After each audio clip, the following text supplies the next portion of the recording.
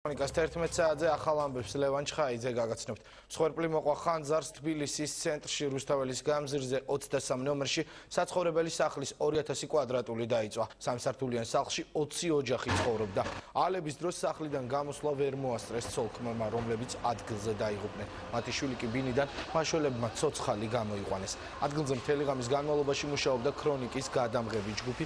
რა გახდა ხანძრის გამომწვევი მიზეზი და მისცემენ თუ არა დროებით თავშესაფარს დაზარალებულებს. ამას ჩემი კოლეგა შოთა კიკნაძე გვეტყვის პირდაპირ ეთერში. დიახ, რა გახდა ხანძრის გამომწვევი მიზეზი არის ჯერჯერობით უცნობი. რუსთაველის 23 ნომერში უკვე რამდენიმე საათია საგანგებო რეჟიმში მუშაობენ როგორც საგანგებო, ასევე სასწრაფო დახმარების ბრიგადები და სწორედ გამოძიების დასრულების შემდეგ გახდება ცნობილი ზუსტი მიზეზი თუ რა გახდა ხანძრის გამომწვევი მიზეზი. ამ დრომდე საუბრობენ მხოლოდ ვერსიებზე და ერთ-ერთი ვერსია, რომელიც ამ დრომდე განიხილება, ეს არის გამომართავი ელექტროსადენები და სწორედ ხანძრის პირველი კერა, როგორც ადგილობრივები ყვებიან, გაჩნდა ჭერში და სწორედ ამის შემდეგ მოედო ის მთელ შენობას და 2000 კვადრატულ მეტრ ფართობამდე ფართი გაანადგურა სწორედ ამ ხანძარმა, რომელიც გამთენისას დილის 5 საათზე გაჩნდა რუსთაველის 23 ნომერში. ინციდენტის დროს სახლში იმყოფებოდა ნაგებობაში იმყოფებოდა 20-მდე ოჯახი. ისინი ადგილობრივები იყვნენ. საგანგებო სიტუაციების სამსახურის წარმომადგენლების მოსვლის შემდეგ გამოცხადდა ევაკუაცია. მათი უმეტესობა მეხანძრეებმა და მაშველებმა გამოიყვანეს, თუმცა სამწუხაროდ ინციდენტის შედეგად დაიღუპა ცოლ-ქმარი. ისინი სახლში იმყოფებოდნენ და სწორედ ნამწვის შედეგად გაიგუდნენ ისინი. მათ გარდაცვალებას შეეცდო მათი 11 წლის მცირეწლოვანი ბავშვის ინციდენტის დროს სახლში იმყოფებოდა, თუმცა მაშველებმა მისი გამოყვანა მოახერხეს. ის ახალ მკურნალობას იაშვილის სახელობის სამედიცინო ცენტრში გადის.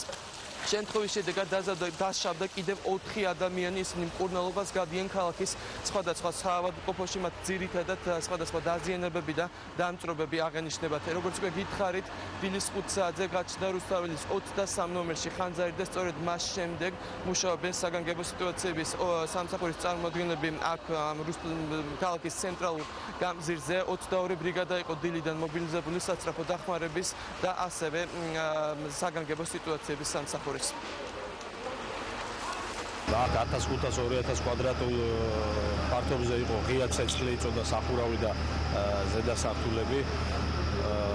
მაღალი გამოძახების ნომრით იქნა სახანძრო ჯგუფები გამოსული. 22 ავტოცისტერნა მუშაობდა ადგილზე და 3 სამაშველო ჯგუფი. სამწუხაროდ არის გარდაცვლილი ერთი ნანახი. ვერანდაზე ხოდა ცეცხლია დაკიდებული. წავედი რამე ჩავაქრე. რო ჩავაქრე თურმე ცეცხლი იყო უკვე ასული ზემოთ. და იქ ბალკონია. იმ ბალკონს წაიდინე და დროზე სახანძრო რაზმი გამოიჯახეს ყვიროდი იქ დაგეს. რუსთაველის 23 ნომერში ამ დრომდე მიმდინარეობს მუშაობენ მაშველები. ისინი ტერიტორიას წმენდნენ იმ ნივთებისაგან, რომელიც ხანძარმა სრულიად გაანადგურა. არ არის გამორიცხული, რომ შენობას დასჭირდეს დემონტაჟი, იქიდან გამომდინარე, რომ მთლიანად გაანადგურა შენობა მთლიანი ფართი. უკვე ცნობილია, რომ ადგილობრივებს იმ ადამიანებს, რომლებიც ცხოვრობდნენ რუსთაველის 23 ნომერში, მათ დაეხმარებათ გამგეობა და პირველადი დახმარებას გაუწევს, ანუ მოხდება მათი საჭირო საცხოვრებელი ფართებით უზრუნველყოფა. პირველ რიგში ჩვენ უზრუნველყოფთ სანაცვლო ბინის საკომპენსაციო თანხით, რომ მოქალაქეებს ჰქონდეთ სად გაათიონ ღამები. ეს პირველ რიგში. ახლა ამჟამად უკვე დავიწყეთ მუშაობა თუ რა მდგომარეობა და რამდენია ზარალი მოქალაქეების რო და დადგინდეს ზუსტად და მე როგორ გადაწყვეტება რა უნდა გაკეთდეს, რომ მოქალაქეების ეს ზარალი მინიმუმამდე იყოს დაყვანილი. მთლიანად მოდებული იყო ჭერზე და ყველგან და ამბობენ, რომ არის გაჩენილი შნურები და რაღაცა, მაგრამ არა. ცოლ-ქმარი არის დაღუპული. შვილი და ბაბუადებია გადარჩენილი. მეხანძრეებთან ერთად ადგილზე უკვე მუშაობენ ექსპერტ კრიმინალისტები და სწორედ მათ უნდა დაადგინონ თუ რა გახდა ხანძრის გამომწვევი მიზეზი რუსთაველის 23 ნომერში.